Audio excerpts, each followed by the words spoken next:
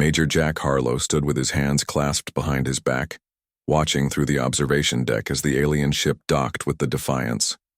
His face showed no emotion, but his knuckles were white from tension. After 15 years in the military and 3 wars on Earth, he thought he had seen everything. He was wrong. The airlock hissed open. 4 tall figures stepped through, their scaled skin catching the light. The Zarthians had arrived. "They're bigger than I expected," whispered Lieutenant Olivia Martinez beside him. The xenolinguist had spent months learning their language from intercepted transmissions. Her dark eyes studied every movement the aliens made. "Size isn't everything in a fight," Jack replied quietly. "Remember that." Admiral Laura Peterson stepped forward to greet the aliens. As the highest-ranking officer on the Defiance, it was her duty to represent Earth in this first official meeting. The tallest Zarthian, wearing ornate armor with strange symbols, approached her. "I am Supreme Commander Vexnar of the glorious Zarthian Empire," the alien said in a rumbling voice. Olivia's translation device worked perfectly. "I speak for Emperor Krazel, ruler of 300 worlds." Jack noticed how the alien's 4 eyes looked down at the humans. There was no respect there, only cold calculation. The meeting moved to the ship's conference room. Maps of Earth and its colonies glowed on display screens. Jack stood against the wall, watching as Vexnar spread his clawed hands on the table. "Your species has potential," Vexnar said, "but you are young, primitive. The Zarthian Empire requires your world's resources. Surrender them willingly, and your people may live as productive members of our society." Admiral Peterson's face remained calm. "Earth is open to trade agreements that benefit both our peoples, but we don't surrender our home to anyone." Vexnar made a sound that might have been laughter. "You misunderstand. This is not a negotiation. It is an opportunity for your species to survive." Later, in the Admiral's private quarters, Earth's Defense Council gathered to discuss options. Representatives from the major nations argued loudly over the alien ultimatum. "We should agree to their terms for now," said General Frank Miller, his face red with frustration. "Buy time to build up our defenses." Jack shook his head. "With respect, sir, that's a mistake. I've studied enough history to know appeasement never works. It just delays the inevitable while giving your enemy time to position themselves better." Admiral Peterson rubbed her temples. "The Zarthian ships we've detected in our system outgun our entire fleet 10-1. We need to be realistic about our chances. Then we need to be unrealistic about our tactics," Jack replied. For 3 days, diplomats tried to negotiate better terms. Olivia worked around the clock, studying Zarthian communication patterns and body language. She requested a private meeting with Jack and Admiral Peterson. "They think we're weak," she said, sliding a tablet across the table. "Their language has specific terms for species they consider worthy opponents versus those they see as livestock." Jack looked at the translated terms. "And which category are we in?" Olivia's eyes were dark with worry. "The second one. Their diplomatic phrases aren't meant to reach agreement. They're stalling." "Stalling for what?" Peterson asked. They got their answer 6 hours later when the Zarthian fleet opened fire without warning. The outer colonies on Mars and Europa were hit first. The Defiance rocked with explosions as enemy ships appeared from behind the moon. "They were hiding more ships in the dark spots our sensors couldn't penetrate," shouted the tactical officer as the bridge erupted in chaos. "At least 30 vessels, heavy class." Jack ran to his battle station as emergency alarms blared throughout the ship. The floor shook beneath his feet. Through the viewport, he watched Earth ships being torn apart by weapons far beyond human technology. "Return fire, all batteries," Admiral Peterson ordered, her voice steady despite the destruction around them. "Launch all fighters. Signal Earth Defense Command. We are under attack." The Defiance shuddered as it took a direct hit. Systems failed across the ship. Jack helped pull injured crew members from a collapsed section, the air filling with smoke and the smell of burning electronics. He found Olivia trapped under a fallen support beam in the communications center. Blood ran from a cut on her forehead, but she was still working frantically at her station. "We need to go," Jack said, lifting the beam off her legs. The ship's breaking apart. Wait, she gasped, downloading data to a portable drive. I've been intercepting their battle communications. We need this intelligence. Another explosion rocked the ship, throwing them both against the wall. Jack pulled Olivia to her feet and helped her toward the escape pods. All around them, crew members ran through smoke-filled corridors. Some didn't make it. They reached the last functional escape pod as the ship's computer announced. Critical reactor failure imminent. All personnel evacuate immediately. Jack strapped Olivia in, then himself. The pod launched with a violent jerk, spinning away from the dying Defiance. Through the small window, they watched as humanity's flagship broke apart in a silent flash of light. The pod's systems guided them toward Earth, now partially obscured by the debris of battle. Defense platforms around the planet fired desperately at the approaching Zarthian fleet, but one by one they went dark. Olivia clutched the data drive to her chest, her face pale from pain and shock. They wanted us to try diplomacy, she whispered. It amused them to watch us believe we had a chance. Jack checked her injuries, applying pressure to stop the bleeding. How many ships do they have? Hundreds, she said. Maybe thousands. This is just their forward fleet. The pod shook as it entered Earth's atmosphere. Emergency beacons flashed, signaling their location to friendly forces, if any remained. They think they know war, Jack said quietly, watching fireballs streak across the sky as more ships fell. They think because they have better weapons, better ships, that they understand conflict. He helped Olivia sit up as the pod prepared for landing. But they've never fought humans before. Olivia looked at him, understanding in her eyes despite her pain.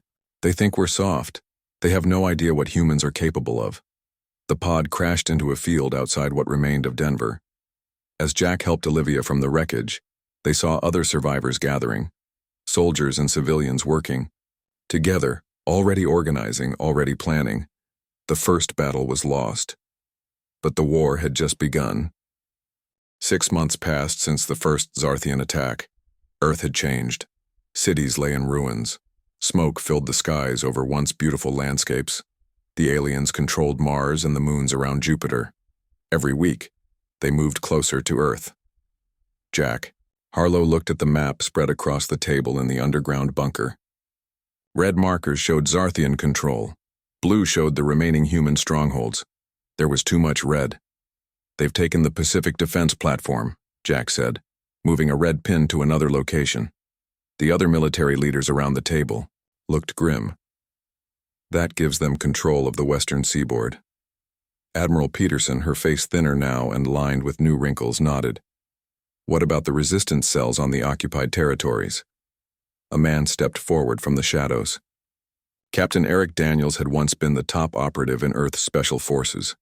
Now he ran the resistance fighters behind enemy lines. His left arm was missing below the elbow, replaced by a simple metal prosthetic. We hit their supply depot on the moon last week, Eric said.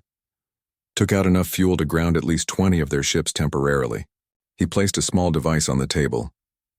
And we captured this. Jack picked up the alien technology. It looked like a small metal spider. What is it? Some kind of communication device. My team couldn't make sense of it. Get it to Dr. Wright, Jack ordered. She might be able to figure it out.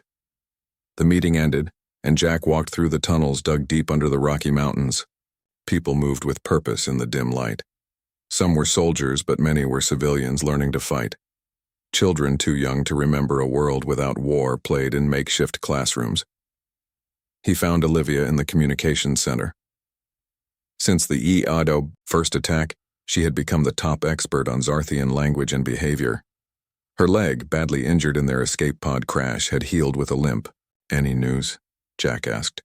Olivia looked up from her screens. The Zarthians are frustrated. Their communications show they expected us to surrender months ago. That's something, at least. They're bringing in more ships, bigger ones. Olivia pushed a strand of hair from her face. Her eyes were tired. No one slept well anymore. But there's a pattern I've noticed. They're very methodical. They always follow the same attack formations, never adapt. Jack sat beside her. Can we use that?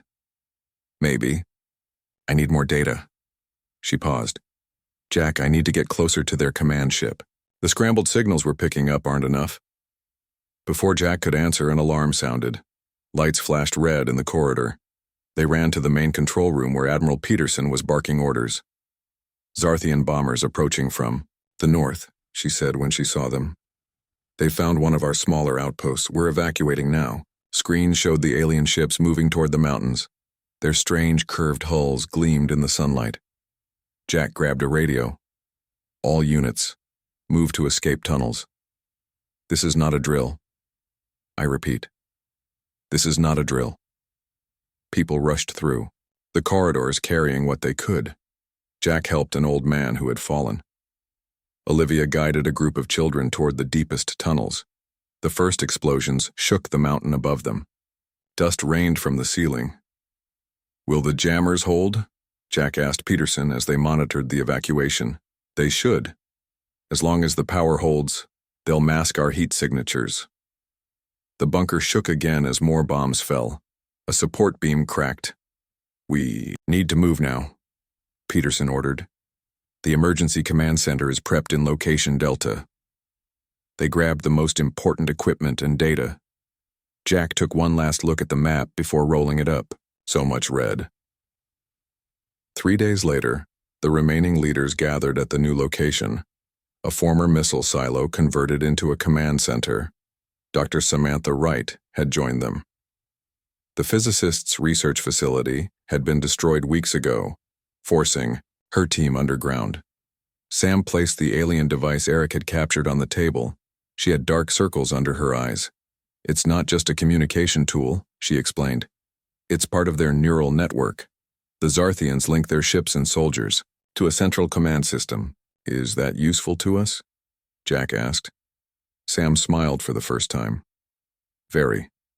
Their entire battle network operates on specific electromagnetic frequencies. I think we can disrupt them. Hope flickered in the room like a small flame.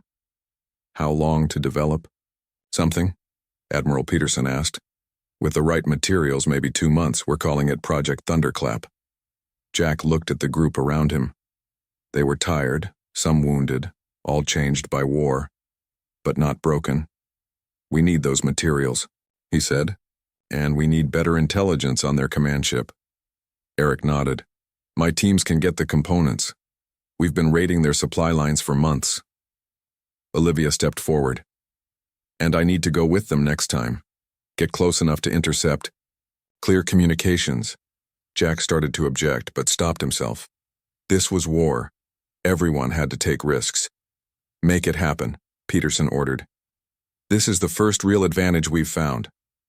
Later, Jack found Olivia preparing her equipment. She was checking a portable translation device. You don't have to go, he said. You could train someone else. She shook her head. No one else understands their language patterns like I do. Their dialect changes based on status and function. Jack knew she was right. He handed her a small pistol. Take this, just in case. Their fingers touched briefly. So much had changed between them since that first day on the Defiance. They still don't understand us, Olivia said quietly. I've studied thousands of hours of their communications. They keep asking each other why we won't surrender. They can't comprehend fighting when the odds are so bad. That's their weakness, Jack replied. They expect rational behavior based on military strength. And what do we have instead? Jack looked around at the humans working together in the dim light. Scientists, soldiers, teachers, farmers, all now fighters in a war no one had wanted. Stubbornness, creativity, spite. He almost smiled. Hope. 2 weeks later, Eric's team returned with the needed materials and new intelligence. They had lost 3 people in the raid, but they brought something valuable: detailed scans of the Zarthian flagship. Supreme Commander Vexnar had taken personal control of the Earth campaign. His reports to the Zarthian High Command showed increasing frustration. He doesn't understand why their standard conquest strategy isn't working, Olivia explained, translating the captured data. All their previous conquests followed the same pattern: Initial resistance, then collapse after their show of force. Admiral Peterson studied the flagship schematics. They've never met humans before. Dr. Wright's team worked day and night on Project Thunderclap. The first prototypes failed, but each attempt brought them closer. Meanwhile, Captain Daniels trained new resistance fighters. They used guerrilla tactics, striking quickly, then disappearing. The Zarthians, used to fighting conventional battles, struggled to adapt. 1 year after the first attack, Dr. Wright called the leaders together. She placed a small device on the table. It looked like an ordinary smartphone. "It works," she said simply. "This will disrupt their battle armor and weapon systems for approximately 30 seconds when activated." Jack picked it up. 30 seconds can be a lifetime in combat. For the first time in months, they allowed themselves to feel something dangerous. Hope. Project Thunderclap changed everything. The small devices Dr. Wright created were simple enough to mass-produce in hidden factories across Earth. They looked like ordinary cell phones, but could disable Zarthian technology for 30 critical seconds when activated. Jack watched the video feeds from the first coordinated attack using the new technology. On screens around the war room, resistance fighters in different locations activated their devices simultaneously. Zarthian soldiers froze in their armor. Their weapons stopped working. For 30 seconds, they were helpless. "It works," Admiral Peterson whispered, her eyes fixed on the screens. "It actually works." The human fighters, armed with conventional weapons, overwhelmed the temporarily disabled aliens. For the first time since the invasion began, they won a clear victory. "Send the specs to all resistance cells," Jack ordered. "And double production. We need thousands more of these devices." Captain Eric Daniels nodded and left to coordinate the resistance groups. Dr. Wright returned to her lab to work on extending the disruption time. The room buzzed with new energy. Olivia approached Jack with a tablet. "I've been studying the data from their disabled systems. There's something bigger we could target." "What do you mean?" "Their entire fleet connects to a central network. If we could plant a virus in their main system..." She didn't need to finish the thought. Jack looked at the strategic map. One location was marked in bright red, the Zarthian processing facility on Ganymede, Jupiter's largest moon. It served as the communication hub for all enemy forces in the solar system. "We would need to get inside their facility," Jack said. "That's suicide," Olivia pointed to the map. "Not necessarily. Look at these maintenance schedules I decoded. There's a pattern to their security rotations." Admiral Peterson joined them. "What are you thinking, Major?" Jack studied the data. "We'd need a ship that could get close without being detected." "We might have something," Peterson said. "Dr. Wright's team has been reverse engineering Zarthian technology from damaged ships we've recovered." 3 weeks later, Jack stood in a hangar deep underground looking at the strangest spacecraft he had ever seen. It was a hybrid, part human shuttle, part salvaged Zarthian technology. The hull was patched with alien metals that shimmered in the dim light. "Will it fly?" he asked. Dr. Wright patted the ship's side. "It's ugly, but it works. More importantly, it reads as Zarthian to their scanners. We've copied their identification signals." The mission was set. Jack would lead a small team to Ganymede. Olivia would go to translate and work with the Zarthian systems. They needed to plant a virus in the enemy's tactical network. A virus designed to blind their fleet communications for 6 crucial hours. The night before launch, Jack couldn't sleep. He walked through the quiet corridors of the base until he found Olivia in the communications room still working. "You should rest," he said. She looked up. "So should you." They sat in silence for a moment, both thinking about tomorrow's mission. "If this works," Olivia said, "it could be the turning point." "And if it doesn't?" She shrugged. "Then at least we tried something no one expected." "Including ourselves," Jack said with a small smile. The next day, 12 people boarded the hybrid ship. Besides Jack and Olivia, there were 4 soldiers, 3 engineers, 2 pilots, and Dr. Wright herself. The hangar doors opened to the night sky, and the ship rose silently into darkness. The journey to Ganymede took 3 days. They traveled a complex route to avoid detection, hiding in the shadow of asteroids and debris. When they finally approached Jupiter's moon, everyone held their breath as they transmitted the stolen Zarthian identification codes. "They're accepting our signal," the pilot said, relief clear in his voice. "We're cleared to land at their auxiliary maintenance dock." The plan worked perfectly at first, wearing stolen Zarthian environmental suits modified to hide their human shapes. The team entered the facility through the maintenance area. Thunderclap devices disabled security systems long enough for them to reach the central processing chamber. Olivia worked quickly at the alien terminal, uploading the virus while Jack and the others stood guard. The engineers collected valuable data from the Zarthian systems. "Done," Olivia whispered. "The virus is uploading. It will activate in exactly 12 hours. That's when everything went wrong. An alarm sounded. A squad of Zarthian soldiers appeared, at the far end of the corridor. "They've detected the upload," Dr. Wright shouted. "We need to leave now." The team ran for the exit, firing thunderclap devices as they went.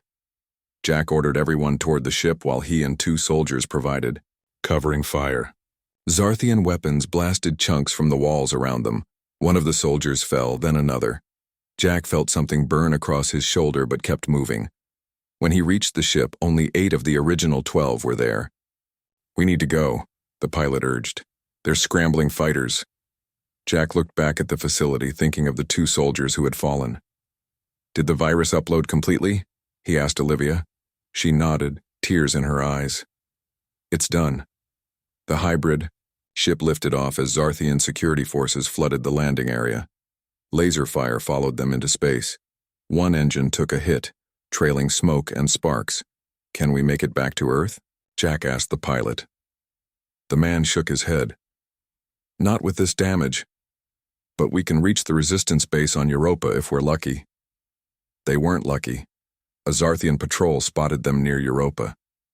The damaged engine failed completely during the chase. They crashed on the small moon's icy surface, barely managing a controlled landing. "Is everyone all right?" Jack asked, helping Dr. Wright from her seat. Blood ran from a cut on his forehead. They took stock of their situation. The ship was beyond repair. Their oxygen would last perhaps 2 days. The nearest human outpost was too far to reach on foot across Europa's hostile surface. "At least the virus will work," Olivia said. "In 10 hours, their entire network goes dark." Jack looked at the survivors of his team. "Then we need to send a message to Admiral Peterson. She needs to know to launch the counteroffensive as planned." They rigged the emergency beacon, knowing it would bring Zarthians as well as potentially alerting human forces. As they waited in the damaged ship, watching Jupiter's massive form fill the sky, Jack thought about the cost of this mission. 4 good people dead already, and the rest of them unlikely to survive. "Was it worth it?" he asked quietly. Dr. Wright looked up from the communicator she was trying to repair. "Ask me in a day when their fleet goes blind and our ships hit them from all sides." 8 hours later, 3 things happened almost simultaneously. Their oxygen supply reached critical levels, a Zarthian patrol ship landed nearby, and a small, swift human vessel appeared from behind Europa's horizon, responding to their emergency beacon. The rescue was brief and violent. Captain Eric Daniels himself led the extraction team, fighting through Zarthian forces to reach the crashed ship. They pulled the survivors out one by one. As they escaped Europa's gravity, Olivia checked her tablet. 2 hours until the virus activates. For the first time in the war, Admiral Peterson had a real advantage. She called the mission Operation Prometheus, after the figure from human mythology who stole fire from the gods. Jack, his shoulder bandaged, watched from the bridge of the command ship as the virus took effect. Across the solar system, Zarthian vessels suddenly lost coordination. Their formations broke apart. Individual ships drifted, unable to receive commands. The human fleet, which had been gathering in secret, attacked from multiple directions at once. For 6 glorious hours, they struck with everything they had. When the virus effect finally ended, the Zarthian fleet had suffered significant losses. Supreme Commander Vexnar, injured in the battle, was forced to retreat his flagship beyond. Harsa, for the first time, the alien commander faced something unfamiliar: failure. Supreme Commander Vexnar stood before the Zarthian High Command, his scales dull with shame. The massive chamber was silent as he gave his report on the Earth campaign. "The humans fight differently," he said. "They do not follow standard battle doctrine. When we destroy their forces in one area, they adapt and strike elsewhere. They refuse to surrender despite overwhelming evidence that they cannot win." The Zarthian leaders looked down at him from their raised platform. Their ancient species had conquered hundreds of worlds over thousands of years. This was the first time a Supreme Commander had reported such a major setback.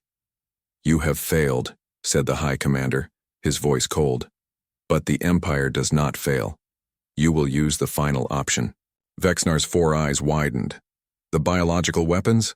Those are reserved for only the most extreme cases." "Are the humans not extreme? Deploy them. End this resistance." Back on Earth, Jack Harlow stood on a hill overlooking what remained of Seattle. The city had been retaken from Zarthian forces 3 days ago. Operation Prometheus had been a success, pushing the aliens back across the solar system. For the first time in a year, humans controlled all of Earth again. Admiral Peterson joined him, her uniform dirty from helping with recovery efforts. "We just got word from our scouts. The Zarthian fleet is regrouping near Mars." "Are they preparing another attack?" Jack asked. "It looks different this time. They're loading something onto smaller ships. Dr. Wright is analyzing the data now." They returned to the mobile command center, a group of armored vehicles hidden in the forest. Olivia and Dr. Wright were studying images on a large screen. "Those are biological payload containers," Dr. Wright said, pointing to cylindrical objects being loaded onto Zarthian ships. "I recognize the design from their weapons facilities on Ganymede." Jack felt cold fear in his stomach. They're going to use biological weapons. "We need to warn everyone," Olivia said, already reaching for the communication system, but it was too late. The next day, Zarthian ships entered Earth's atmosphere at high speed, releasing clouds of deadly agents over coastal cities. Millions died in the first hours. The bioweapon attacked human lungs, causing people to drown in their own fluids. Jack lost contact with his hometown in Florida. His parents and younger brother lived there. The silence from that region told him everything he needed to know. 3 days after the attack, Earth's remaining leaders gathered in an underground facility in Colorado. The mood was dark. Images of the devastation played on screens around the room. "This changes everything," Admiral Peterson said, her voice rough with grief. "They've crossed a line." Dr. Wright stood up. "I may have found something we can use."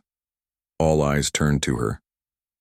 "During our raid on Ganymede, we collected biological samples from the Zarthians. I've been studying them, and I discovered that they're extremely vulnerable to a modified strain of common Earth bacteria." "You're suggesting biological warfare," Jack said. "It wasn't a question." Dr. Wright nodded. "They've left us no choice." The room fell silent as everyone considered the implications. Humans had rules about warfare, lines they didn't cross. But those rules were made for human enemies who followed similar codes. "The Zarthians don't understand the concept of limited warfare," Olivia said, breaking the silence. "I've studied their language, their history. They only recognize total victory or total defeat, nothing in between." Admiral Peterson looked at each person in the room. "We need to vote. This isn't a decision one person should make." The vote was unanimous but somber. They would develop the biological agent as a countermeasure. While Dr. Wright worked on the weapon, Captain Eric Daniels proposed another mission. "We need to infiltrate their command carrier," he said, pointing to images of a massive Zarthian ship orbiting Mars. "My sources say it contains navigation data that could lead us to their homeworld." "Why do we need to find their homeworld?" Jack asked. Eric's face was grim. "Because this war won't end until they feel threatened at home. Not just their soldiers and ships, but their leaders and civilians." It was a dark thought, but Jack couldn't argue with the logic. The Zarthians had brought total war to Earth. They needed to understand what that really meant. Jack volunteered to lead the infiltration mission. Olivia insisted on going too. Her understanding of Zarthian language and systems would be essential. Meanwhile, Admiral Peterson revealed a plan she had been developing in secret. "We've been converting Jupiter's largest fusion reactor into a weapon," she said, showing schematics on the main screen. "If we can destabilize it in the right way, it will create an energy pulse that could destroy a significant portion of the Zarthian fleet. The weapon was dangerous. If it worked, it might also damage human ships caught in its range. If it failed, it could destroy Jupiter's moons, including human outposts. But facing extinction, Earth's leaders were willing to take the risk." As preparations continued, Zarthian forces launched another attack. This time they targeted Earth's moon, using planet cracker weapons that split the lunar surface, sending massive chunks toward Earth. Most were destroyed by defense systems before they hit, but some got through, causing tsunamis and earthquakes. The attack was meant to demonstrate power, to force surrender. It had the opposite effect. Jack watched footage of human ships ramming Zarthian vessels, often after being critically damaged. Pilots who had no weapons left turned their entire craft into weapons. Ground forces fought with a ferocity that shocked, even veteran Zarthian warriors. "They don't understand us at all," Olivia said as they prepared for their mission to the command carrier. "They think causing more pain will make us give up." Supreme Commander Vexnar was beginning to understand. However, watching human tactics evolve, he saw something the Zarthian Empire had never encountered. A species that became more dangerous, not less, when pushed to the edge of extinction. He tried to communicate this insight to his superiors, sending detailed reports on human psychology and combat adaptations. The High Command dismissed his concerns, ordering him to continue with standard conquest protocols. Jack's infiltration team launched during a meteor shower to hide their approach. Their ship, another hybrid of human and Zarthian technology, was disguised as debris. They drifted toward the massive command carrier, using minimal power to avoid detection. "Remember, we need their navigation data and nothing else," Jack told the team of 6. "No heroics, no revenge. Get in, get the data, get out." They breached the outer hull through a maintenance port. Using thunderclap devices, now improved to provide 60 seconds of disruption, they moved through the carrier's corridors. Olivia guided them toward the navigation center, translating alien signs and symbols. In the central data core, they downloaded the location of the Zarthian homeworld and fleet movements. As they prepared to leave, an alarm sounded. They had been detected. "New security protocols," Olivia said, frantically working at a terminal. "They've adapted to the thunderclap frequency." Zarthian soldiers surrounded them. The team fought desperately, but they were outnumbered. 2 of the team fell. Jack was wounded in the leg. They were forced to retreat down a different corridor than planned. "We need to split up," Jack ordered. "Everyone take different routes back to the ship. Whoever makes it, take off. The data is what matters." Olivia refused to leave his side. Together they fought their way through the carrier, using their knowledge of Zarthian ship layouts to find alternative paths. By the time they reached the ship, only 3 of the original 6 were there. "We have the data," Jack said as they escaped the carrier's gravity well. "Now Admiral Peterson can target their homeworld." The war had entered its darkest phase. Both sides were now fighting without restraint. The lines between soldier and civilian, between acceptable and unacceptable tactics, had vanished in the struggle for survival. 3 years had passed since the Zarthians first arrived. Earth was a different place now. Cities lay in ruins.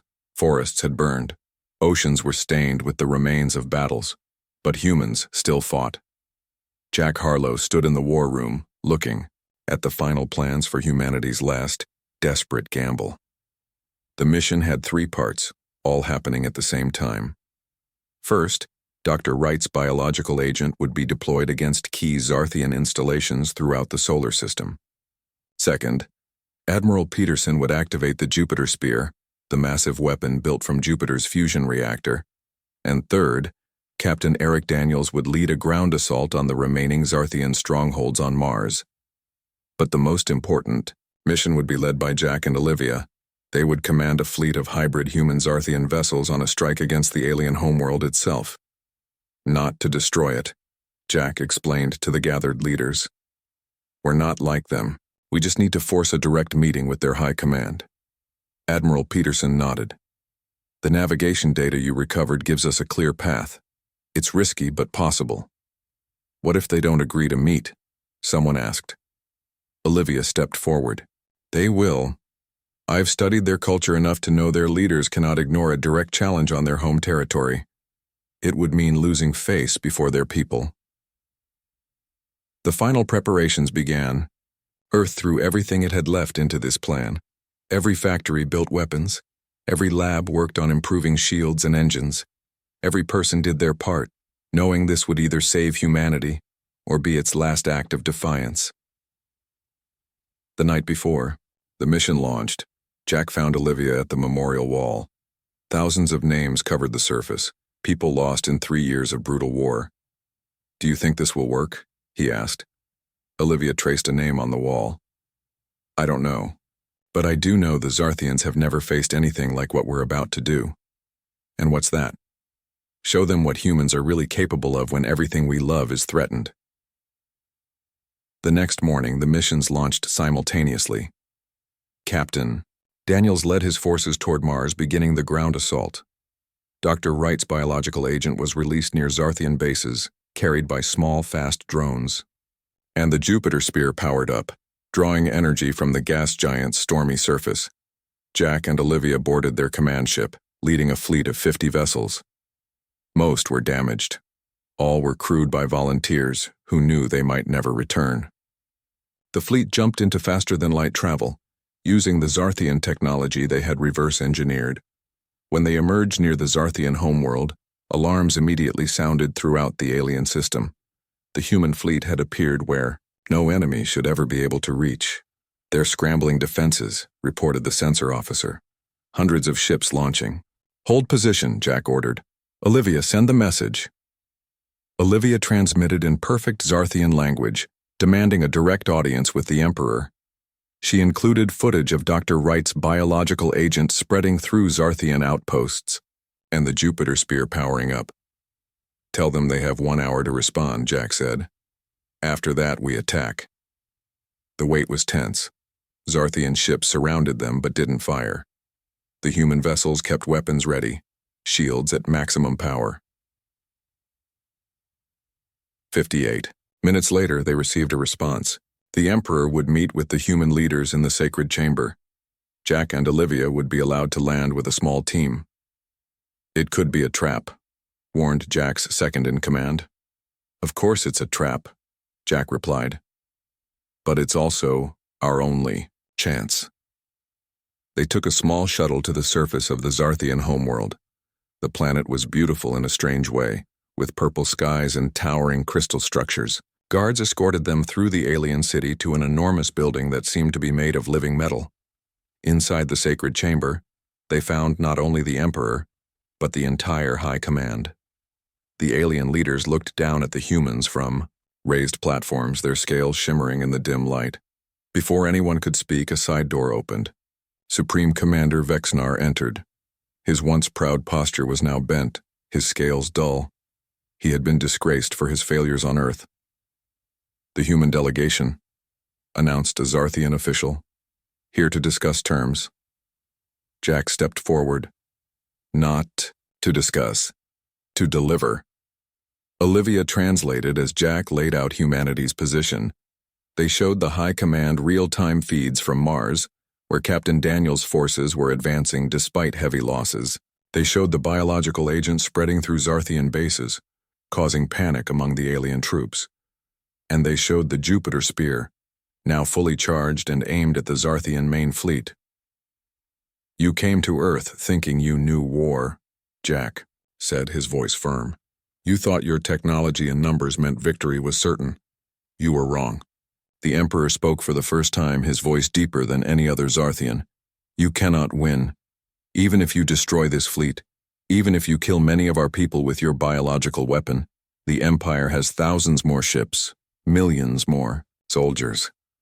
Olivia stepped forward. And yet here we are, standing in your sacred chamber after you said humans could never reach your homeworld. A murmur ran through the Zarthian leaders. We don't want to destroy you, Jack continued. We could have launched planet crackers at your homeworld. We didn't. We could have released the biological agent in your atmosphere. We didn't. We want this war to end, but it will end on equal terms, not with our surrender. Vexnar suddenly spoke. They are not like other species we have conquered. They do not fight for territory or resources alone. They fight for their very existence, and that makes them more dangerous than you can imagine. The High Command turned on Vexnar, accusing him of being contaminated with human thinking. But some of the younger leaders seemed to be listening as the debate raged among the Zarthians. Jack received an urgent message from the fleet. The Jupiter Spear had fired. The Zarthian main fleet was in disarray, with over half their ships destroyed or disabled. Jack showed the feed to the Emperor. This war ends today, one way or another. Peace as equals, or we both lose everything. For the first time in its 1,000-year history, the Zarthian Empire agreed to a negotiated peace. The terms were harsh, but fair. The Zarthians would withdraw from the solar system. Both sides would return prisoners. Trade would begin cautiously, with neutral zones established. The war ended not with humanity's surrender, as the Zarthians had expected, nor with the aliens' complete defeat, as some humans had hoped. Instead, it ended with something new. Mutual, respect born from the most brutal conflict either species had ever experienced. As reconstruction began on Earth, veterans from both sides acknowledged a simple truth. The Zarthians had mastered the science of warfare over millennia, refining tactics and developing advanced weapons. But humans had shown them its true nature: desperate, innovative, and willing to sacrifice everything rather than submit. Years later, as Jack and Olivia helped establish a joint human-Zarthian peacekeeping academy, they received a disturbing message. A new alien fleet had been detected at the edge of the solar system.